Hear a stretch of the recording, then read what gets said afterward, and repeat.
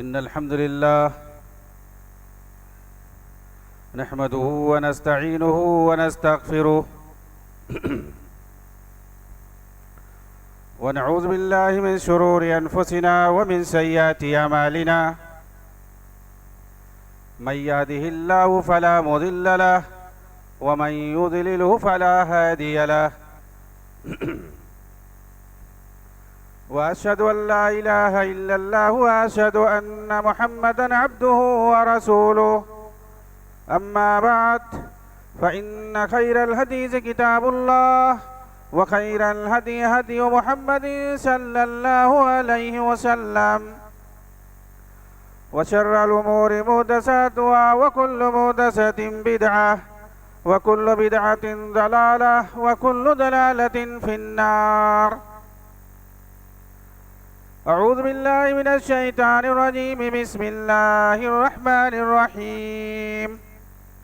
قاف والقرآن المجيد بل عجبوا أن جاءهم منذر منهم فقال الكافرون هذا شيء عجيب أإذا متنا وكنا ترابا ذلك رجع بعيد قد علمنا ما تنقص الأرض منهم وعندنا كتاب حفيظ بل كذبوا بالحق لما جاءهم فهم في أمر مريج أفلم ينظروا إلى السماء فوقهم كيف بنيناها وزيناها وما لها من فروج والأرض مددناها وألقينا فيها رواسي وأنبتنا فيها من كل زوج بهيج تبصرة وذكرى لكل عبد منيب ونزلنا من السماء ماء مباركا فأنبتنا به جنات وحب الحسيد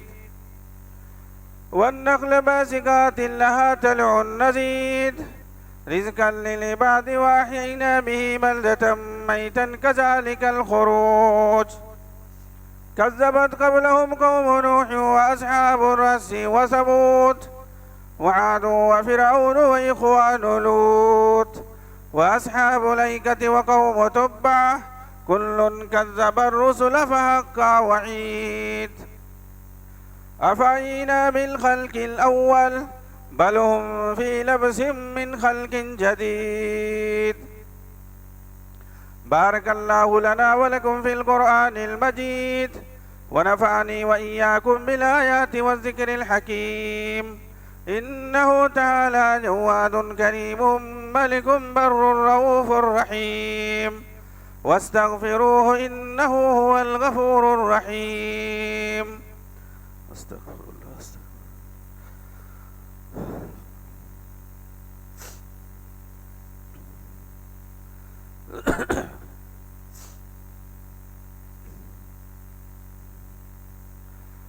إن الحمد لله نحمده ونستعينه ونستغفره ونعوذ بالله من شرور أنفسنا ومن سيئات أعمالنا من يهده الله فلا مضل له ومن يضلل فلا هادي له وأشهد أن لا إله إلا الله وأشهد أن محمدا عبده ورسوله أما بعد فإن خير الحديث كتاب الله وخير الهدي هدي محمد صلى الله عليه وسلم وشر الأمور محدثاتها وكل محدثة بدعة وكل بدعة ضلالة وكل ضلالة في النار.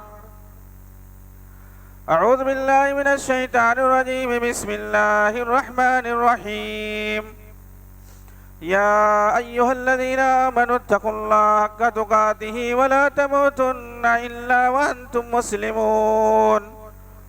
يا أيها الناس اتقوا ربكم الذي خلقكم من نفس واحدة وخلق منها زوجها وبث منهما رجالا كثيرا ونساء واتقوا الله الذي تساءلون به والأرحام إن الله كان عليكم رقيبا. يا أيها الذين آمنوا اتقوا الله وقولوا قولا سديدا يصلح لكم أعمالكم ويغفر لكم ذنوبكم ومن يطع الله ورسوله فقد فاز فوزا عظيما.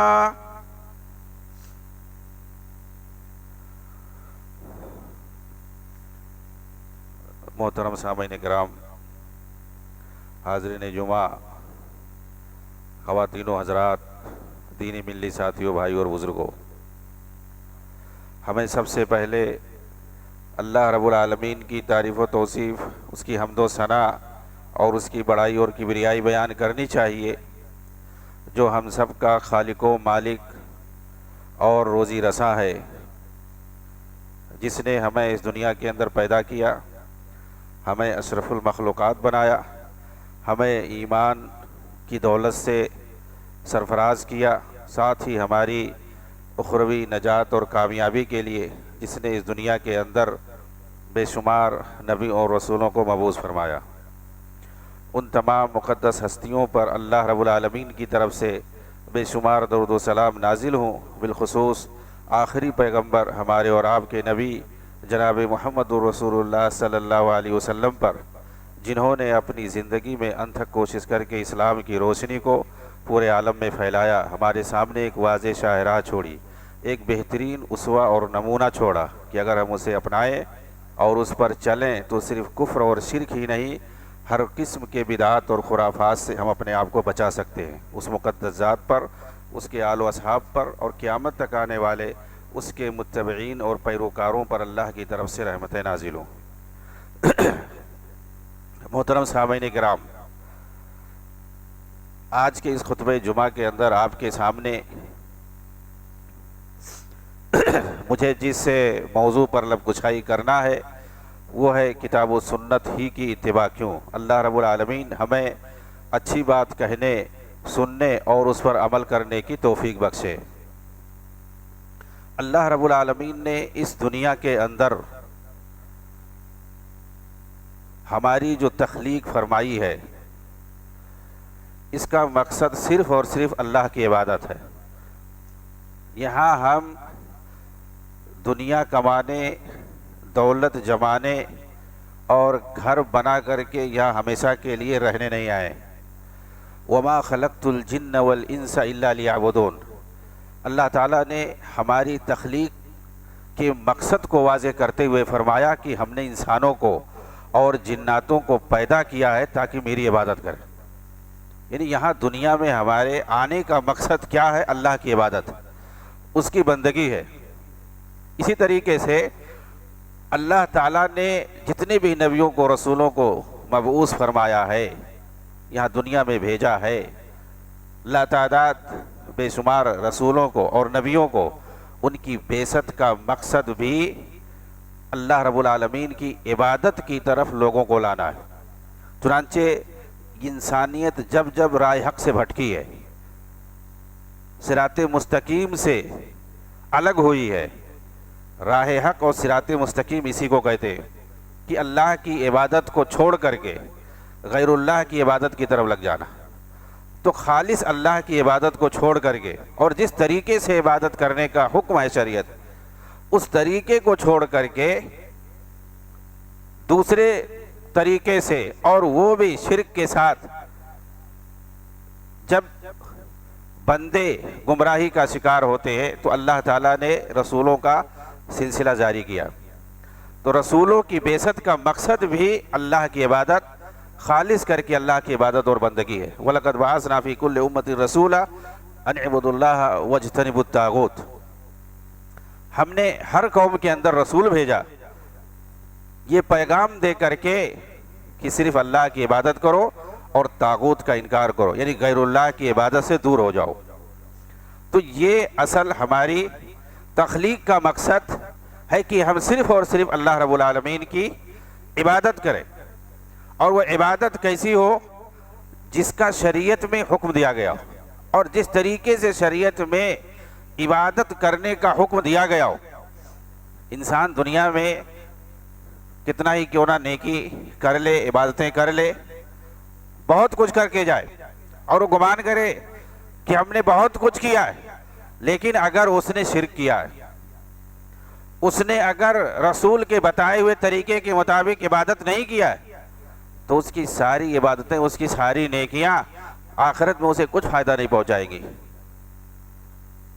قل هل ننبئكم بالاخسرین اعمالا الذین ضل سعیهم فی الحیاۃ الدنیا وهم یحسبون انهم یحسنون صنعا۔ سب سے زیادہ اعمال کے اعتبار سے خسارے میں کون ہوں گے؟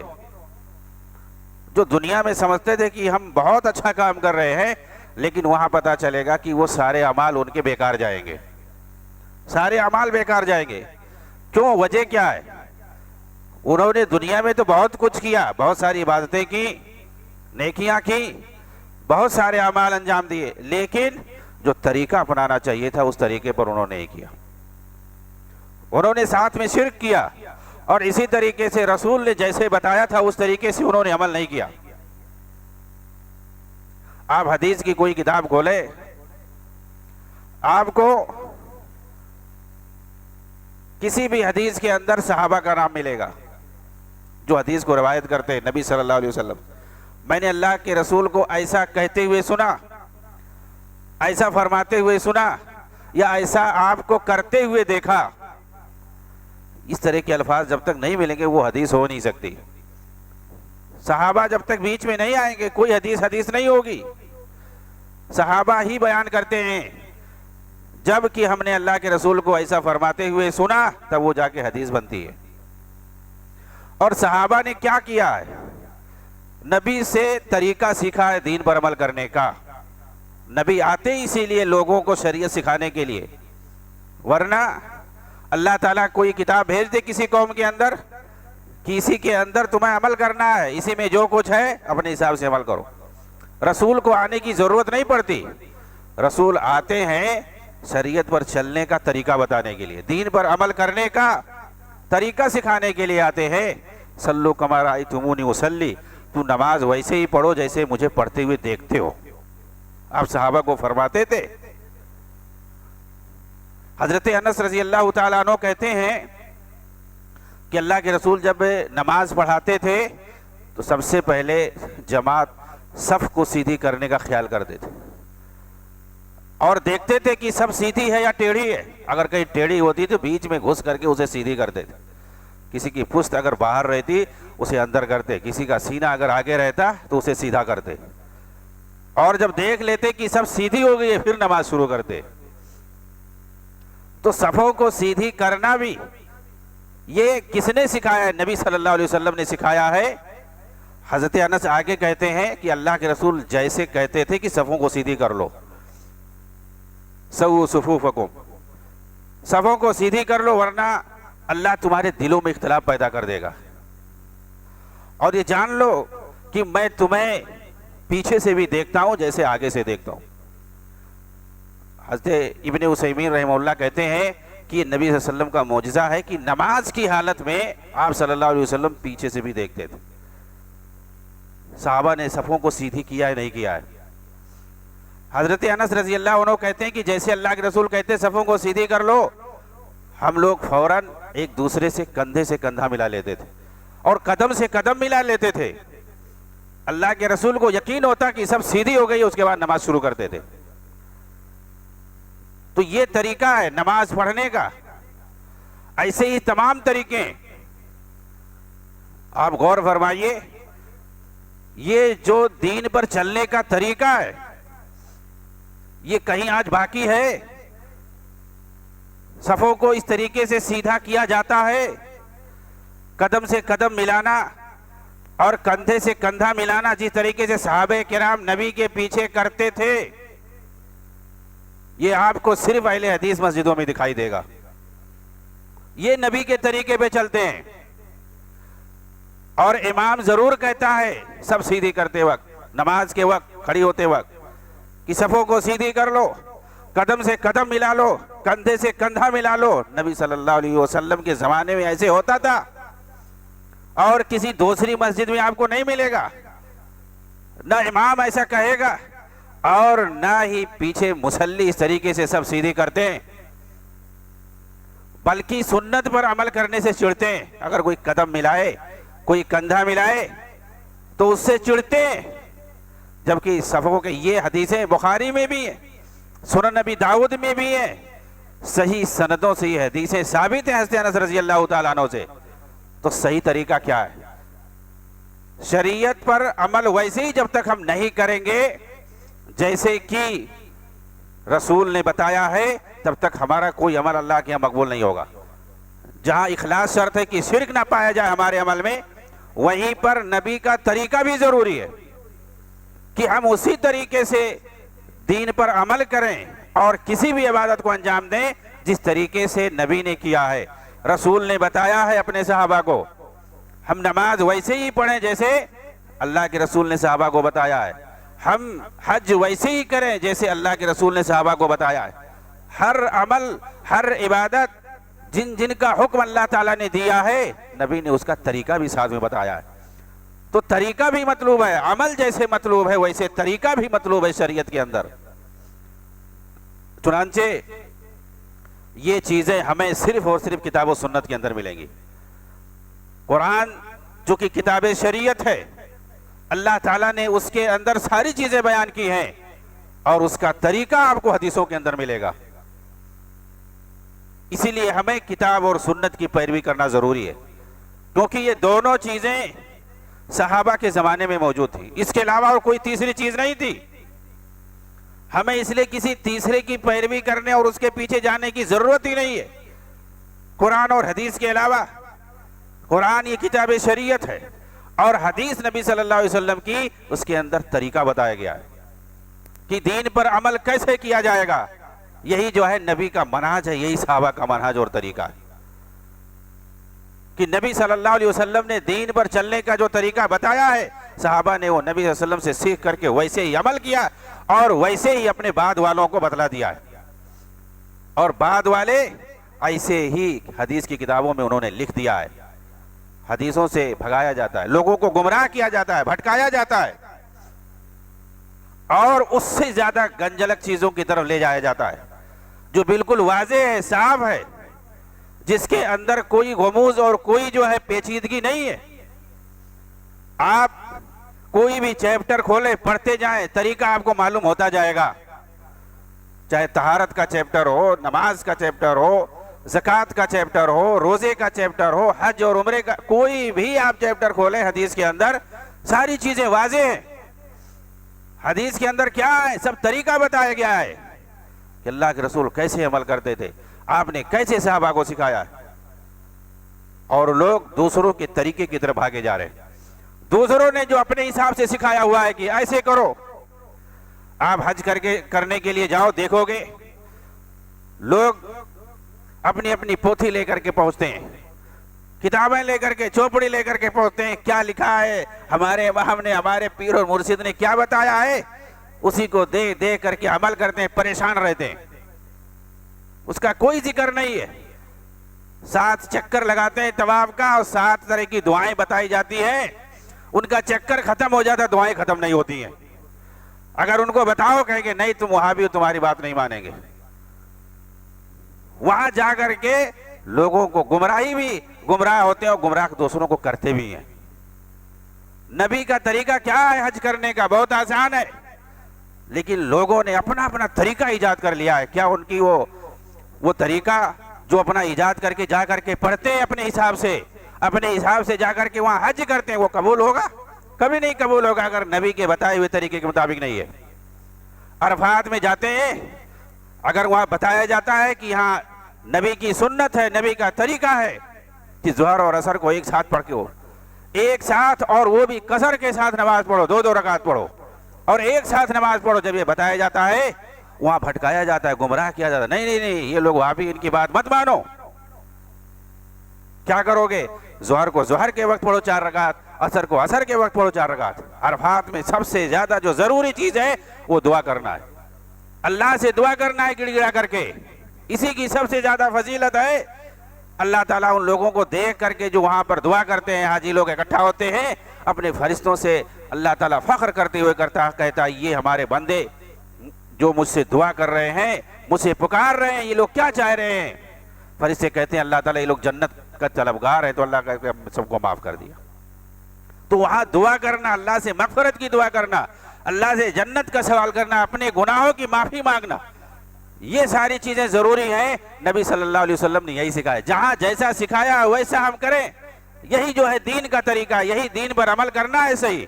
لیکن لوگ اپنے اپنے طریقے سے جا کر کے کام کرتے ہیں. ہر چیز میں اپنا اپنا طریقہ ایجاد کر لیا ہے. نبی نے کیا کہا, صحابہ کو کیا سکھایا, یہ چیز کہاں ہے؟ یہ حدیث کے اندر ہے. قرآن اور حدیث ہمارے لیے اسی لیے کافی ہے. ہم اسی لیے قرآن اور حدیث کو کافی سمجھتے ہیں. اللہ کے رسول نے فرمایا تھا, ترکت فیکم امرین لن تضلوا ما ان تمسکتم بہما کتاب اللہ و سنتی. دو چیزیں چھوڑ کے میں جا رہا ہوں تمہارے اندر, ان کو مضبوطی سے تھامے رہو, کبھی گمراہ نہیں ہوگے. اللہ کی کتاب ہے اور میری سنت, حدیث ہے, قرآن اور حدیث ہے. اس کے علاوہ تیسری چیز کی گارنٹی نہیں لی گئی ہے. اللہ تعالیٰ نے فرمایا اتبعوا ما انزل الیکم من ربکم ولا تتبعوا من دونه اولیاء قلیلا ما تذکرون. جو تمہارے رب کی طرف سے تمہاری طرف اتاری گئی ہے اسی کی پیروی کرو. وہ کیا ہے؟ وحی ہے. اور وحی کسے کہتے ہیں؟ اللہ کی طرف سے جو کلام اترا ہے, جو پیغام اترا ہے, وہ قرآن اور حدیث ہے. قرآن اور حدیث جو اترا ہے, قرآن جسے ہم تلاوت کرتے ہیں اور حدیث جو نبی صلی اللہ علیہ وسلم کا کلام ہے, اسی کی پیروی کرنا ہے. صرف اللہ تعالیٰ نے اسی پر اکتفا نہیں کیا کہ قرآن اور حدیث کی اتباع کرو, وحی کی پیروی کرو. کسی شخصیت کی پیروی کرنے کے لیے نہیں کہا, کسی آدمی کے پیچھے بھاگنے کے لیے نہیں کہا. آنکھ بند کر کے قرآن اور حدیث کی طرف بھاگنے کے لیے کہا گیا ہے. قرآن اور حدیث کو پکڑنے کے لیے اللہ نے کہا اتبعوا ما انزل الیکم من ربکم ولا تتبعوا من دونہ اولیاء. اس کے علاوہ اور کسی تیسرے کی جو ہے پیچھے مت جاؤ, تیسرے کی بات نہ مانو دین کے معاملے میں. دیکھیے, ایک طرف تو اللہ نے کہا صرف قرآن حدیث کو مانو, پھر دوسری طرف منع بھی کر دیا کہ تیسرے کی بات نہیں ماننا. ولا تتبعوا من دونہ اولیاء قلیلا ما تذکرون. لیکن تم تھوڑا نصیحت پکڑتے ہو, یعنی زیادہ نہیں سمجھتے ہو, تھوڑا سمجھتے ہو, مطلب سمجھنے والے تھوڑے. یہ بات جو میں کہہ رہا ہوں اس کو سمجھنے والے کم لوگ ہیں, زیادہ لوگ نہیں ہیں. زیادہ لوگ گمراہی کا شکار ہے, یہ مطلب ہے. اکثر لوگ اس بات کو سمجھتے نہیں ہیں کہ پیروی صرف قرآن اور حدیث کی کرنی ہے, تیسرے کی نہیں کرنی ہے. اکثر لوگ تیسرے کی طرف بھاگتے ہیں. ان کو جہاں کہہ دیا گیا آنکھ بند کر کے چلے گئے. انہیں تحقیق کی ضرورت نہیں ہے, انہیں کچھ پوچھنے کی ضرورت نہیں ہے. اور دوسروں کے منع بھی ہوتا ہے کہ کچھ پوچھنا نہیں, جو کہہ دیا بس اسی پر عمل کرو. تم دین کو سمجھ نہیں سکتے ہو, تمہاری کیا اوقات ہے؟ کیا پوچھ بھی نہیں سکتے, سوال بھی نہیں کر سکتے ہیں, کچھ نہیں کر سکتے ہو, کیونکہ اندھی تقلید سکھائی جاتی ہے دوسروں کے یہاں. جبکہ دین پر عمل کرنا یہ حقیقت بیانی کے ساتھ واضح ہونا چاہیے کہ ہم کیا کر رہے ہیں. کیا ہمارے رب نے ہمیں ایسا کرنے کا حکم دیا ہے؟ جو ہم کر رہے ہیں اس کا حکم ہے اور یہ طریقہ ہے. طریقہ بہت ضروری ہے. طریقہ یہ سن لیجئے اور بار بار اس کو یاد رکھیے کہ طریقہ جو یہ حدیثوں کے اندر سنایا گیا, بتایا گیا ہے حدیثوں کے اندر, اسی لیے حدیثوں پر عمل کرنا ضروری. قرآن کے ساتھ حدیث دونوں کو لے کر کے چلنا ضروری. اگر قرآن, کچھ لوگ کہتے ہیں قرآن, صرف قرآن, وہ سب سے بڑے گمراہ ہوتے ہیں. وہ قرآن کو بھی نہیں مانتے. جو صرف قرآن کا نام لیتے ہیں دراصل وہ قرآن کو بھی نہیں مانتے. ان کے اندر الحاد پایا جاتا ہے, ان کے اندر بددینی پائی جاتی ہے, اور اسی لیے وہ صرف قرآن بولتے ہیں. اس کی بہت ساری مثالیں ہیں کہ بغیر نبی صلی اللہ علیہ وسلم کے کلام کے آپ چل نہیں سکتے. جو رسول جس کو شریعت دے کر کے بھیجا گیا ہو اس کی بات کو چھوڑ کر کے آپ چلیں گے پھر تو گمراہی ہی گمراہی ہے. اللہ تعالیٰ نے قرآن میں کہا اقیموا الصلاۃ وآتوا الزکاۃ, نماز قائم کرو, زکوٰۃ ادا کرو. کیا طریقہ ہے؟ 5 وقت کیسے آپ پڑھ رہے ہیں نماز, اور ہر نماز میں کتنی رکعت ہے, سب کیسے آپ پڑھ رہے ہیں. ہر نماز کے اندر جو حیات ہیں, جو شکلیں ہیں, جو طریقے, قیام ہے, رکوع ہے, سجدے ہیں, تشہد ہے, یہ ساری چیزیں آپ کر رہے ہیں. یہ قرآن میں کہاں ہے؟ آپ کیسے کر رہے ہیں؟ یہ سب حدیثوں کو پڑھ کر کے. اللہ کے نبی نے طریقہ سکھایا ہے کہ ایسے نماز پڑھنا ہے, پہلے قیام کرنا ہے, اسے یہ دعائیں پڑھنی ہے, یہ صورتیں پڑھنی ہے, رکوع کرنا ہے, اس میں یہ دعا پڑھنی ہے, رکوع سے اٹھنا ہے، کیسے اٹھنا ہے، ہاتھ اٹھانا ہے، جس کو رفع الیدین کہتے ہیں۔ اللہ کے نبی نے کوئی بھی نماز ایسی نہیں پڑھی جس میں رفع الیدین نہ کیا ہو، اور بار بار آپ نے کیا۔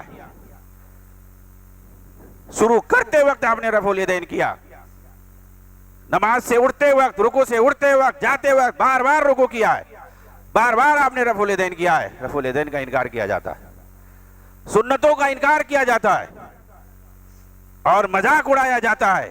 اگر کوئی قدم سے قدم ملاتا ہے اس کا مذاق اڑایا جاتا ہے، کوئی رفع الیدین کرتا ہے تو اس کے پیچھے کہانیاں گڑھی جاتی ہیں، اور جب عید بقرعید کا دن آتا ہے تو وہ بھی بار بار رفع الیدین کرتے ہیں۔ اس وقت کیوں کرتے ہو بار بار رفع الیدین؟ کس نے کہہ دیا ہے کرنے کے لیے؟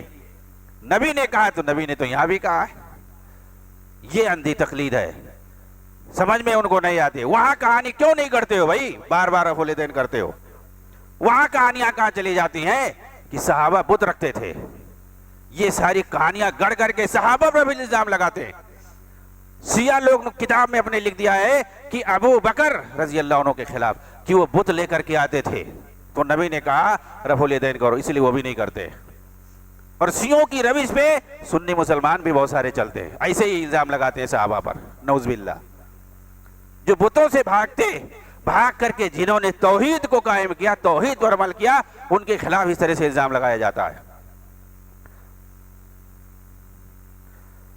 آپ دیکھیں کتاب و سنت کی اتباع ضروری کیوں ہے؟ قرآن کریم ہو یا حدیث نبوی ہو، یہ دونوں چیزیں اللہ کا کلام اور رسول کا کلام ہے، اور یہ دونوں معصوم من الخطا ہیں۔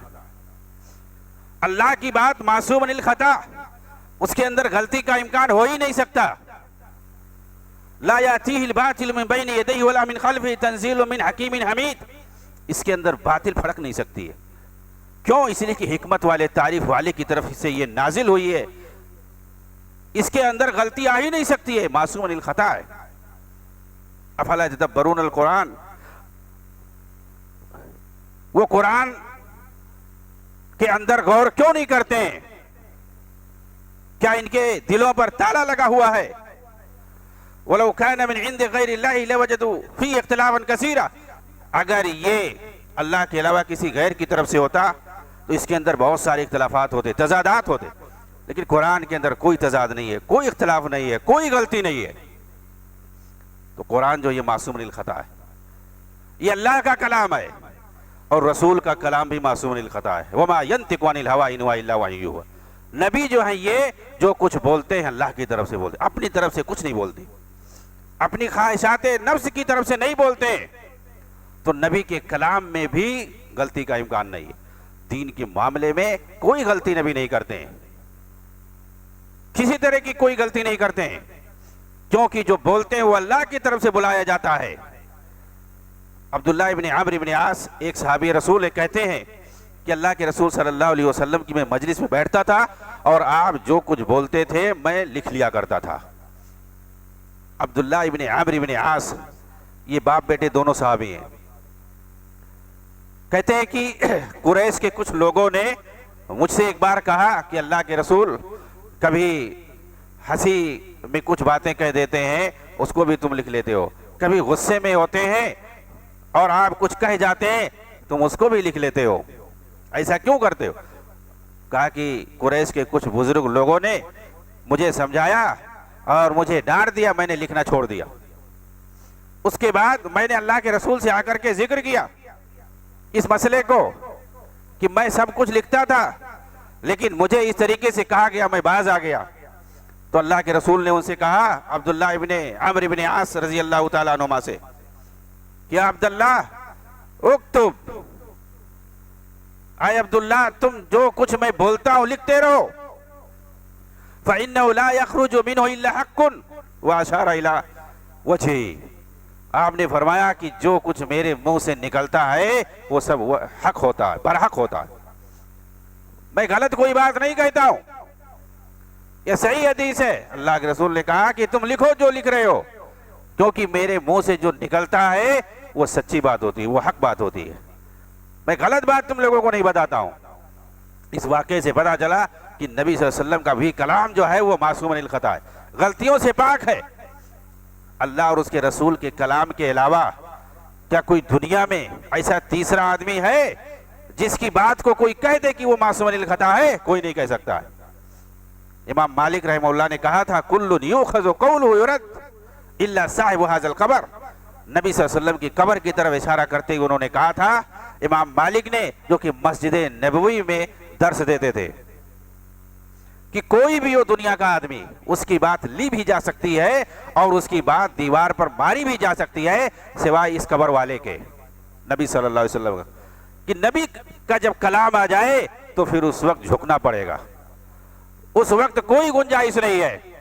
آج ہم تعویلیں کرتے ہیں، حدیث کو، اپنے مذہب کو سامنے رکھتے ہیں، اپنے مسلک کو جو ہے اونچا رکھتے ہیں اور حدیث کو کہتے ہیں یہ منسوخ ہے، نعوذ باللہ، اس کو جھٹلا دیتے ہیں، اس کا انکار کر دیتے ہیں، اور ذرا بھی خوف نہیں ہوتا ہمارے اندر۔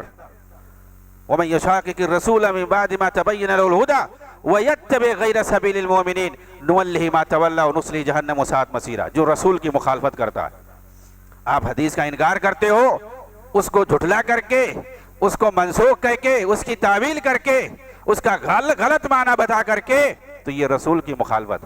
جو رسول کی مخالفت کرتا ہے ہدایت کے واضح ہو جانے کے بعد، ہدایت واضح ہے، ہم جانتے ہیں کہ حدیث کیا کہہ رہی ہے، امت اس پر عمل کر رہی ہے، اس کا ہم انکار کر رہے ہیں، ہدایت واضح ہے، حق بات واضح ہے، اس کے بعد بھی ہم حدیث کا انکار کرتے ہیں، حدیث کو جھٹلاتے ہیں کسی بھی صورت میں، کیسا بھی ہم اس پر جو ہے الزام لگا کر کے یا اپنی عقل کے گھوڑے دوڑا کر کے ہم اس کا انکار کر دیتے ہیں، کہتے ہیں یہ حدیث سمجھ میں نہیں آتی ہے کہ ایک بندر جو ہے، بندر لوگ آپس میں رجم کریں ایک دوسرے کو، صحیح بخاری میں ہے، باقاعدہ حدیث ہے کہ بندروں نے ایک بندریا کو جو ہے رجم کر دیا، پتھر سے مار کر کے ہلاک کر دیا، حدیث میں ہے، ایک واقعہ اللہ کے رسول نے بیان کیا ہے اور وہ صحیح سند سے ثابت ہے، صحابہ نے جو ہے اس کو نقل کیا ہے، تو اس کو ماننے میں کیا حرج ہے؟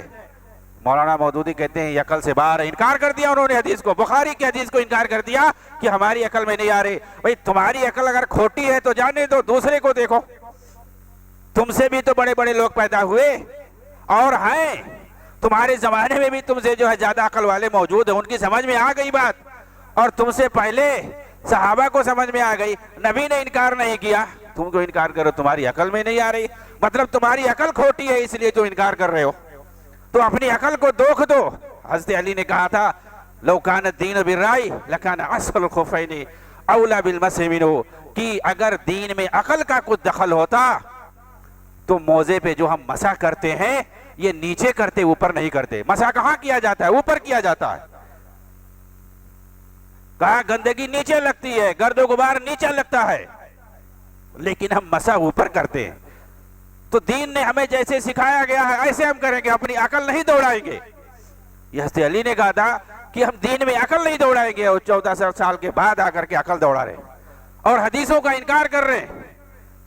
ابراہیم علیہ السلام کی حدیث کا انکار کیا، سلیمان علیہ السلام کی حدیث کا انکار کیا، دجال والی حدیث کا انکار کیا، بہت ساری حدیثوں کا انکار کیا، عقل میں نہیں آ رہا ہے۔ بھئی تمہاری عقل کھوٹی ہے، تمہاری عقل جو ہے چھوٹی ہے، تو کیا دوسروں کو دیکھو انہوں نے کیا کہا ہے، انہوں نے کیسے اس کو مانا ہے، محدثین نے مانا، ائمہ نے مانا، تابعین، تبع تابعین، صحابہ، نبی، سب نے حدیث کو مانا، نقل کیا، 1400 سال تک اس کو بیان کیا، آج آ کر کے کہہ رہے ہیں ہماری عقل میں نہیں آ رہا۔ تو اپنی عقل کو تم دیوار پہ مارو، حدیث کو کیوں مار رہے ہو؟ آج جو ان کو بہت سارے لوگ اپنا پیر اور مرشد بنا کر کے گھوم رہے ہیں اور سمجھ رہے ہیں کہ ہم سب سے بڑے جو ہے مسلمان ہیں، اور دوسرے لوگوں کو کہتے ہو، خاص طور سے اہل حدیثوں کو کہتے ہیں یہ لوگ کچھ نہیں کر رہے ہیں، یہ لوگ اختلاف کرتے ہیں، کچھ نہیں کر رہے ہیں۔ حالانکہ دین کا کام اگر اہل حدیث نہیں کر رہے تو کوئی دنیا میں نہیں کرنے والا ہے۔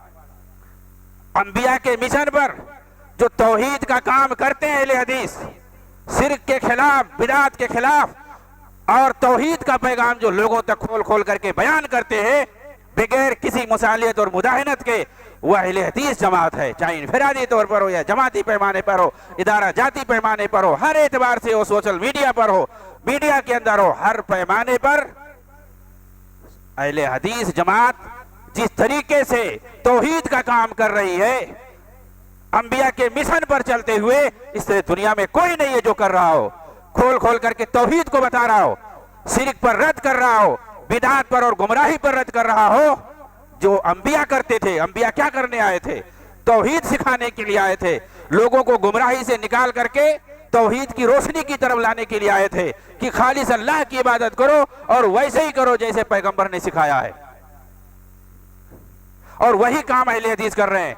और ये कह रहे हैं लोग कुछ नहीं कर रहे, हम लोग कर रहे हैं। सिवाय फितना के लोग क्या कर रहे हैं? सिवाय फसाद के और गुमराही के, नौजवानों का ब्रेनवाश करके उनको दाइसी और दहशतगर्द बनाने के लोग क्या कर रहे हैं?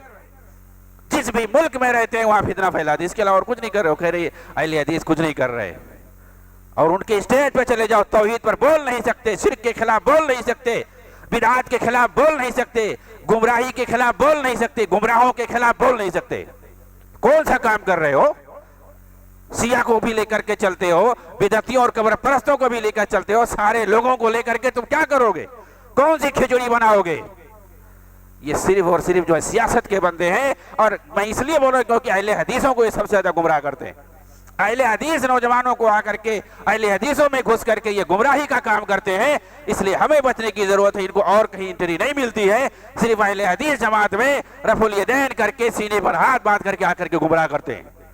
इसलिए हमें जो ऐसे लोगों से संभल करके रहना चाहिए। यहाँ करके हम ही लोगों को बोलेंगे ये लोग कुछ नहीं कर रहे, हालांकि अपना देखोगे उनके यहाँ कोई चीज नहीं है, ना उनके यहाँ कोई तौहीद नाम की चीज है और ना शिर्क के खिलाफ है। कोई भी उनसे पूछ लो कि तुम्हारी जमात में किसी ने शिर्क और बिदअत के खिलाफ अकीदे तौहीद के पर कोई किताब है तो कोई नहीं दिखा सकता है।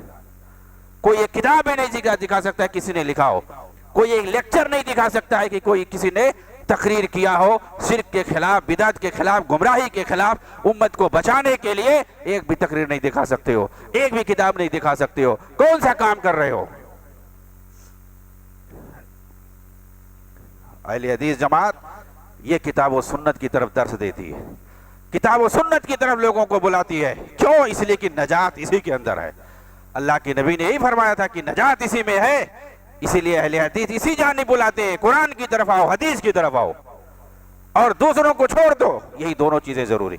अम्र बिल मारूफ और नही अनिल मुनकर इसी को कहते हैं कि तौहीद व सुन्नत की तरफ लोगों को बुलाओ और शिर्क और बिदअत से लोगों को बचाओ। यही तो दावत है, दावत दीन है। और कुरान में इसी का हुक्म दिया गया है, कुंतुम खैरा उम्मतिन उखरिजत लिन्नास तअमुरून बिल मारूफ व तनहौना अनिल मुनकर। हदीस इफ्तिराक, अल्लाह के नबी ने जो कहा था कि मेरी उम्मत 73 फिरकों में बढ़ जाएगी, सारे लोग गुमराह होंगे, सारे लोग सिवाय एक जो है कामयाब होगा, जन्नत में जाने वाला हो। साहबा ने जब पूछा वो कौन है तो आपने क्या फरमाया था? मा अना अलैहि व असहाबी। ये वो लोग होंगे जो मेरे तरीके पर चलेंगे और सहाबा के तरीके पे चलेंगे। ये सारे लोग जानते हैं, लेकिन जो उसूल अल्लाह के नबी ने बताया है इस उसूल पे कौन अमल कर रहा है? आप जांच लो। जो मेरे तरीके पर दीन पर अमल करेंगे और मेरे सहाबा के, मा अना अलैहि यौम व असहाबी। अल्लाह के रसूल ने सहाबा को भी मेयार बनाया। सहाबा को मेयार कुरान में हदीस में किस तरीके से बनाया गया। आज सहाबा पर कितने लोग भूखते हैं, सहाबा के खिलाफ तनकीदें करते हैं, और ये जो अपने आप को सबसे बड़ा मुसलमान कहते फिरते हैं, इनके पीर मुर्शिद ने तो पूरी एक किताब जो मुकदमा बना करके लिख दिया, चार्जशीट दाखिल कर दिया सहाबा के खिलाफ, सियों की हमनवाई करते हुए पूरी एक किताब लिख दी सहाबा के खिलाफ, उनकी तनकीद पर। और कुरान में आप देखोगे अल्लाह ने कैसी उनकी तारीफें की है, वक्त नहीं तो आप बयान करते कैसी कैसी तारीफें की हैं। सूरह मायदा आयत नंबर 100 जाकर पढ़ लीजिए, कैसा अल्लाह ताला ने उनकी तारीफ की है, उनको जन्नती का। वस्साबिकून अव्वलून मिनल मुहाजिरीन वल अंसार वल्लज़ीना तबऊहुम बिइहसान रज़ियल्लाहु अन्हुम व रज़ू अन्हु, कि जो सबसे पहले ईमान लाए हैं साबिकून अव्वलून, अंसार और मुहाजिरीन साहबा, और जो उनके बाद ईमान लाए हैं ये सारे साहबा, अल्लाह ताला ने फरमाया अल्लाह इन सब से राजी हुआ, रज़ियल्लाहु अन्हुम व रज़ू अन्हु। और ये भी अल्लाह से राजी थे, अल्लाह भी इनसे खुश है, उनसे राजी है। और इसे देखो, वअद्द लहुम जन्नातिन तजरी तहतहल अनहार, अल्लाह ताला ने इनके लिए जन्नत बनाई है जिसके नीचे नहरें जारी होंगी, जहां वो हमेशा हमेशा रहेंगे। ये सबसे बड़ी कामयाबी है। ये आयत चीख चीख करके कह रही है, सूरह मायदा की आयत नंबर 100 नंबर आयत, जाके देखें कि जितने सहाबा थे सब जन्नती थे। आज सहाबा पे तनकीदें कर रहे हैं, सहाबा को निकाल दिया जाए दीन खत्म हो जाएगा। कुरान हदीस किसने हम तक पहुंचाया? सहाबा ने पहुंचाया, नबी से सीख करके। वही बीच में वास्ता है, ان کو اگر مجروح کر دو گے، ان کو اگر بے اعتماد کر دو گے، پورا دین ختم ہو جائے گا۔ اور دشمنان اسلام یہی چاہتے، چاہے وہ یہود و نصارہ ہو یا شیعہ ہو یا شیعہ کے غلام ہو، یہ سارے لوگ یہی چاہتے ہیں کہ صحابہ مجروح ہو جائیں اور دین جو ہے ختم ہو جائے، بدل جائے، جیسے یہود و نصارہ کا دین بدل گیا، سارے لوگوں کا دین بدل گیا، اسلام بھی اسے بدل جائے اور اپنا اپنا طریقہ لے کر کے چلیں، سارے لوگ یہی چاہتے۔ اس لیے صحابہ کے بارے میں آپ دیکھیں محدثین نے کیا اصول بنایا، صحابہ کلہم عدول، صحابہ سارے کے سارے عدل و انصاف والے تھے، قابل اعتماد تھے، سچے تھے، ان کے بارے میں ہم نقد کر ہی نہیں سکتے، اپنی زبان کھول بھی نہیں سکتے۔ عقیدے کے باب میں ان کے تعلق سے اصول بنایا گیا ہے، والکف فیما شجر بین الصحابہ، صحابہ کے درمیان کچھ بھی اختلاف ہوا ہم اس پر اپنی زبان کھول نہیں سکتے۔ اس کے بعد ایک آیت اور پڑھ لیجئے آپ جا کر کے، سورہ فتح کی آخری آیت 29 نمبر آیت، دیکھیے وہاں پر اللہ تعالیٰ نے کس طریقے سے صحابہ کرام کی تعریف کی ہے۔ محمد رسول اللہ والذین معہ اشداء علی الکفار رحماء بینہم تراہم رکعا سجدا یبتغون فضلا من اللہ ورضوانا۔ پوری آیت پڑھیں، دیکھیں کیسی دقت نظری سے اللہ تعالیٰ نے ان کی تعریفیں کی ہے اور بتایا ہے کہ یہ وہ صحابہ ہے جو دنیا داری کے لیے نہیں، یہ آخرت کے لیے مرتے ہیں، اللہ کی رضا کے لیے مرتے ہیں۔ ان کی مثالیں پچھلی آسمانی کتابوں میں بیان کی گئی ہے، ان کو دیکھ کر کے کفار جلتے ہیں۔ یہ ساری چیزیں قرآن میں بیان کیا گیا ہے کھول کھول کر کے صحابہ کے بارے میں، جو ہمارے لیے معیار ہیں۔ صحابہ کے زمانے میں کون سی چیز تھی جس کی وہ پیروی کرتے تھے؟ آپ بتائیں ہمیں، آپ بتائیں صحابہ کے زمانے میں کیا چیزیں تھی جس کو جو ہے پکڑ کر کے اور جس پر چل کر کے وہ دین پر عمل کرتے تھے؟ قرآن حدیث کے علاوہ اور کوئی چیز تھی؟ نہیں تھی۔ ہم اسی بات کی طرف دعوت دیتے ہیں کہ صحابہ نے جس چیز کو پکڑا، جس چیز پر وہ عمل کرتے تھے، اللہ نے ان کو معیار بنایا ہے۔ فَإِنْ آمَنُوا بِمِثْلِ مَا آمَنْتُمْ فَقَدْ اهْتَدَوْا۔ آپ نے یہود و نصارہ سے کہا تمہارا ایمان جب تک صحابہ کی طرح سے نہیں ہوگا جب تک تم مسلمان ہو نہیں سکتے۔ صحابہ کے ایمان کو، ان کے عمل کو معیار بنایا اللہ تعالیٰ نے۔ آج ہم ان پر نقد کر رہے ہیں اور کہتے ہیں کہ ہم بھی آدمی، وہ بھی ہماری طرح آدمی ہی تو تھے، اس طرح ہم کہتے ہیں۔ تو تمہارا تو اشارہ تک نہیں قرآن میں آیا، تم کو کس کھیت کے مولی ہو؟ صحابہ کو تو اللہ نے منتخب کیا تھا اپنے نبی کے لیے، ان کو تو نبی کی صحبت حاصل ہوئی اور ان کا ذکر آسمانی کتابوں میں موجود ہے۔ تمہارا ذکر کہاں ہے؟ تمہارا ذکر شیعوں کی کتابوں میں موجود ہے، رافضیوں کی کتابوں میں موجود ہے۔ اللہ رب العالمین ہمیں کتاب و سنت پر عمل کرنے کی توفیق عنایت فرمائے۔ اللہ تعالی ہمیں صراط مستقیم پر چلنے کی توفیق عطا فرمائے۔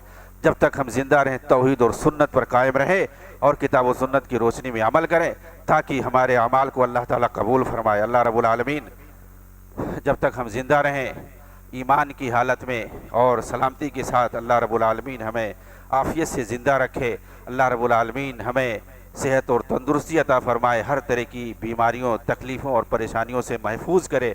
اللہ رب العالمین ہمیں تو اپنی رحمتوں اور برکتوں سے نوازے۔ اللہ تعالیٰ تو ہمیں عذاب قبر سے بچائے، قیامت کی ہولناکیوں سے بچائے۔